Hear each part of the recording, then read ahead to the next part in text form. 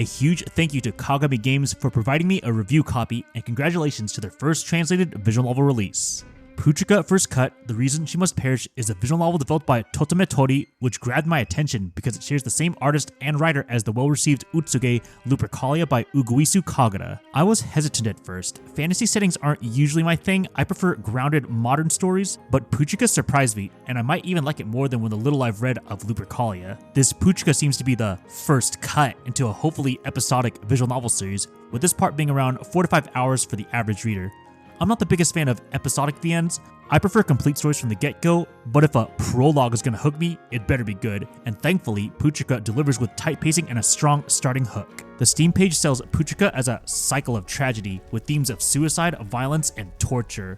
It's certainly heavy and depressing, but not gratuitous. No overly explicit CGs, nor an 18+ version, and I'd say it's all the more better for it. The story follows Lazriel, a female main character, which is a pleasant surprise to have for once in a story-heavy visual novel, who has amnesia, as she attempts to figure out her past with Remy, an effeminate guy who takes her to live with him and clearly knows more than what he lets on. This small cast gets solid, fast-paced character development, and Lazriel's likability shines through her playful teasing and kindness, especially towards Rubia, another girl Remy takes care of, who starts off very hostile towards Lazriel. The visual novel has a medieval witch hunt inspired setting that mixes fantasy with heavy themes like guilt, faith, loneliness, and mob mentality. There are also constant point of view switches, mostly through Lazriel's, but also Remy's, as well as other characters like John's and Ilsa, which add depth, building to a memorable, emotional ending with solid mystery genre style plot twists.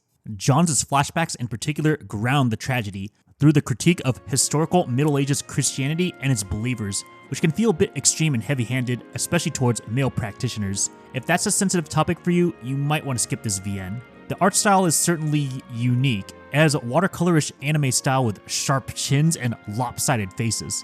It is expressive and colorful, but the odd facial designs might pull you out of the story. Still, the characters' personalities still stick out positively through the sprites and CGs in my opinion.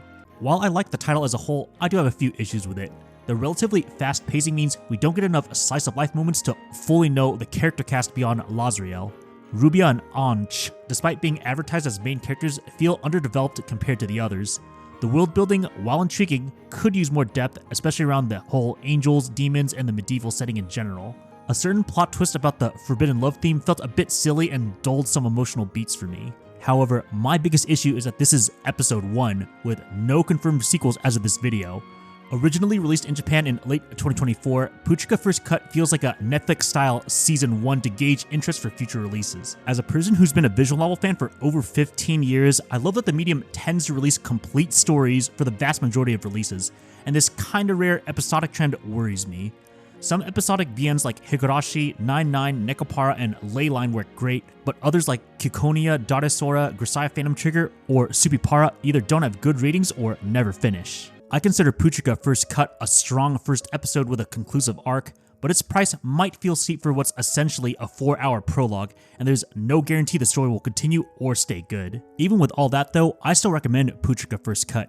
It's a dark but emotional ride with relatable psychological struggles, a likable cast, solid character development, and a powerful ending. If you're okay with short episodic VNs and heavy themes, it's worth checking out. Just know you're signing up for a potentially unfinished journey. On a final note, if you plan on getting this visual novel on Steam, there are actually 2 Steam pages, one that only has Japanese text. If you want to get the version with the English translation, make sure the publisher name shows as Kagami Games.